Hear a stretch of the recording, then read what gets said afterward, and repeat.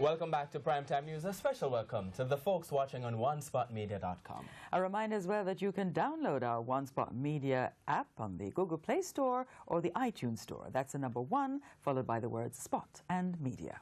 Students and staff at St. George's College are still coming to grips with the death of a fellow student yesterday.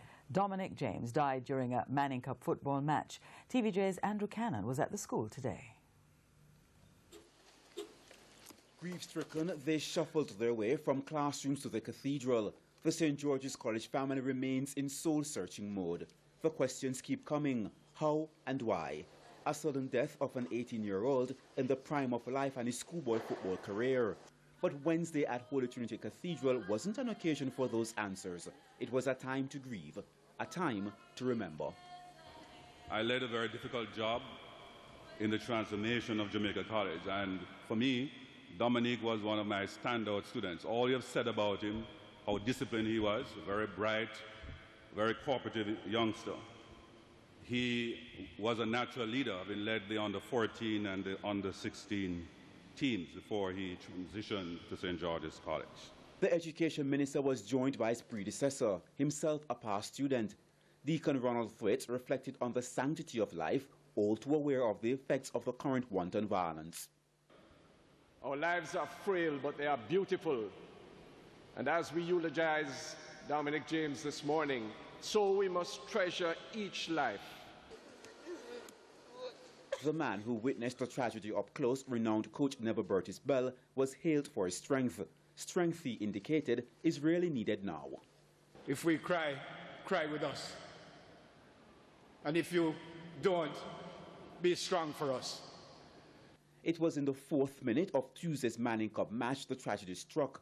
Here's the squad behind him, some of them unconsolable. Ahead of him, a lot of support, a lot of it from neighboring schools, including Kingston College.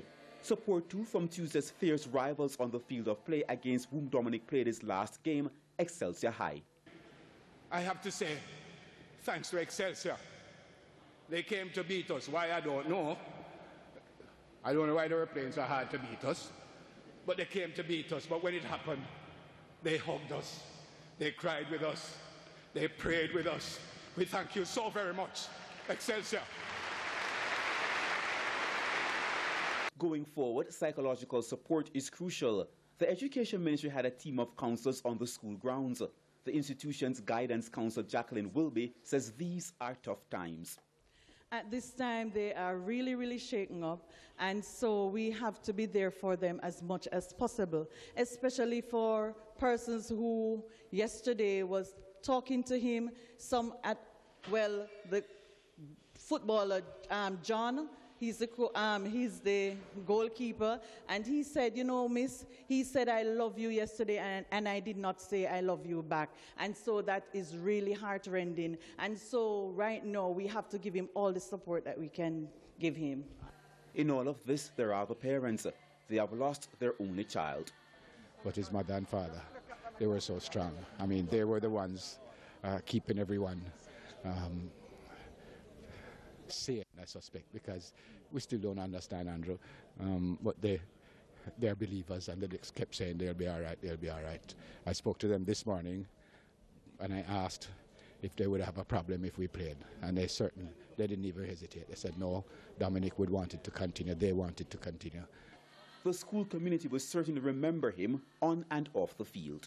For like over 5 years, we played for the same club.